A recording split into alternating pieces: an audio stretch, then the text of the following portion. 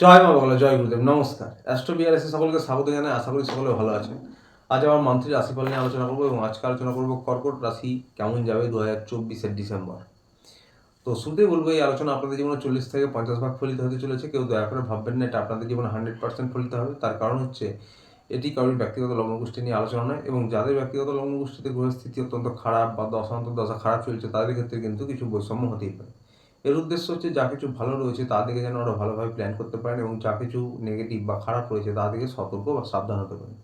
তো আর বেশি দেরি না করে আলোচনা শুরু করবো। শুরুতেই বলবো যারা বিদ্যার্থী পরীক্ষার্থী রয়েছেন তাদের কথা।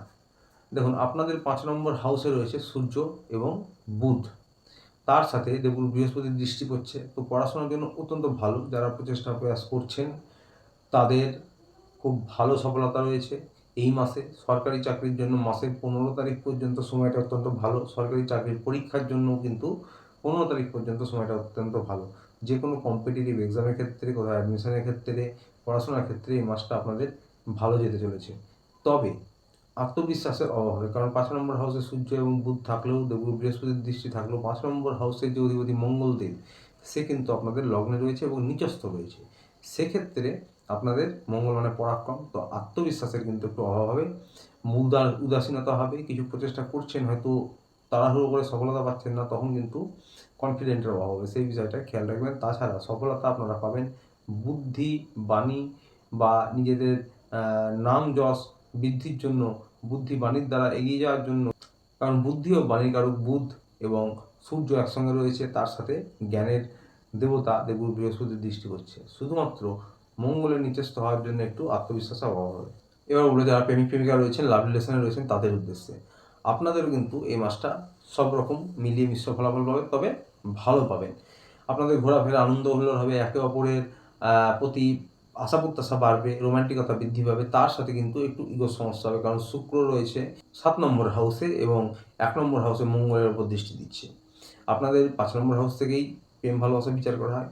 সেখানে সূর্য এবং বুধ রয়েছে, দেবগুরু বৃহস্পতির দৃষ্টি রয়েছে, অর্থাৎ মনোমালিন্য, ইগোর সমস্যা বা ডোমিনেট করা একে অপরকে, এগুলো কিন্তু টুকটাক হবে। তা সত্ত্বেও আপনারা কিন্তু সেসব পিছনে ফেলে এগিয়ে যাবেন এবং নিজেদের বোঝাপড়া উন্নত করতে পারবেন। আপনাদের কিন্তু রোমান্টিকতা, আশা প্রত্যাশা বৃদ্ধি পাবে। তো মনোমালিন্য, ইগো হলেও আপনাদের কিন্তু ঘোরাফেরা আনন্দ হুল্লোড়, রোমান্টিকতা বৃদ্ধি পাবে।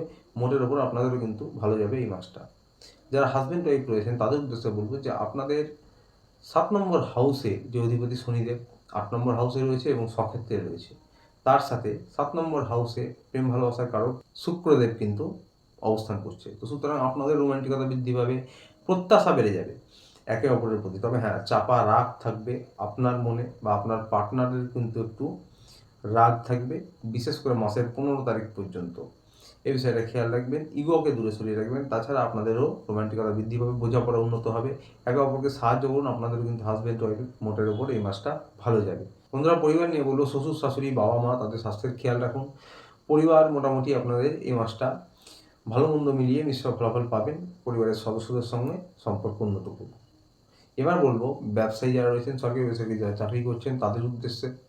শুরুতেই বলবো যারা সরকারি চাকরির প্রচেষ্টা করছেন তাদের উদ্দেশ্যে যে আপনাদের কিন্তু বিশেষ করে মাসের 15 তারিখ পর্যন্ত সময়টা ভালো, যে কোনো সরকারি চাকরি পরীক্ষার জন্য বা সরকারি চাকরি যারা করছেন তাদের উদ্দেশ্যে বলছি, আপনাদেরও মাসের 15 তারিখ পর্যন্ত বিশেষ করে সময়টা ভালো। এবং যারা বেসরকারি চাকরি করছেন তাদেরও একই রকম। তবে যারা লটারি বা শেয়ার মার্কেটে ট্রাই করেন তাদের উদ্দেশ্যে বলবো, আপনাদের কিন্তু এই গোটা মাসটা জুড়ে ভালো ফলাফল আশা করতে পারেন আপনাদের, কারণ আপনাদের মাসের 15 তারিখ পর্যন্ত সময়টা বিশেষভাবে ভালো পাবেন। এবং যারা রাজনৈতিক ফিল্ডে রয়েছেন তাদেরও কিন্তু 15 তারিখ পর্যন্ত বিশেষভাবে ভালো যাবে সময়টা। এছাড়াও ব্যবসায়ীদের জন্য বলবো, নতুন কিছু শুরু করতে পারেন, নতুন কোনো ডিল করতে পারেন, পার্টনারশিপে নতুন ব্যবসা করতে পারেন। তবে হ্যাঁ, একটু আত্মবিশ্বাসের অভাব হবে আপনাদের সব ক্ষেত্রেই। প্রচেষ্টা প্রয়াস অনুযায়ী আপনারা সফলতা পাবেন। 11 নম্বর হাউসে আবার লাভভাবে বা সাকসেসের ঘরে দেবগুরু বৃহস্পতি রয়েছে।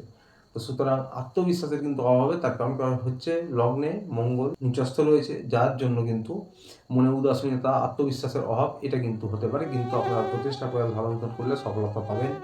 আপনাদের 8 নম্বর হাউসে শনিদেব রয়েছে।